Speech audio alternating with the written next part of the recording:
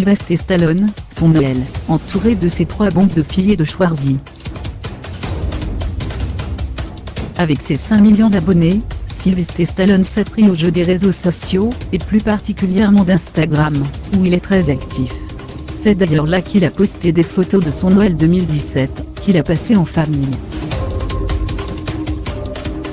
Le 24, il avait publié une photo où il apparaissait aux côtés de sa mère et de son frère. Le lendemain, il était aux côtés de ses 3 sublimes filles, Sophia, 21 ans, Sistine, 19, et Scarlett, 15, et de son épouse Jolité Flavin. Les 3 jeunes Stallone, qui entouraient leur père, étaient toutes habillées d'un t-shirt rouge où on pouvait lire l'inscription Joyeux Noël en anglais. Les 3 demoiselles ont elles aussi publié sur leur propre réseau. Scarlett compte environ 385 000 followers, Sistine un peu plus de 618 000 et Sophia, la plus populaire, à 628 000 abonnés, quelques photos de ce Noël en famille.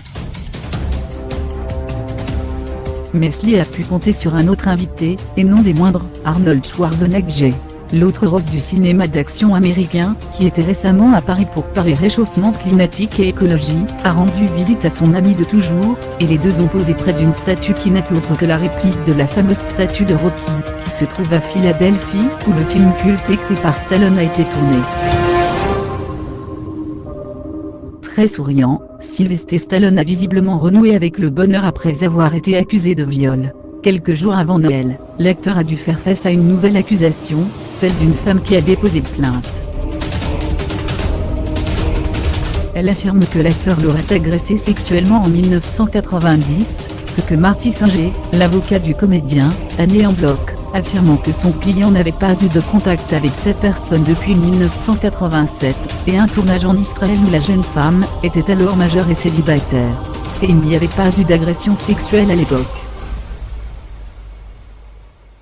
Un mois plus tôt, la star a été accusée d'avoir agressé sexuellement une jeune adolescente de 16 ans en 1986, avec la complicité de son garde du corps.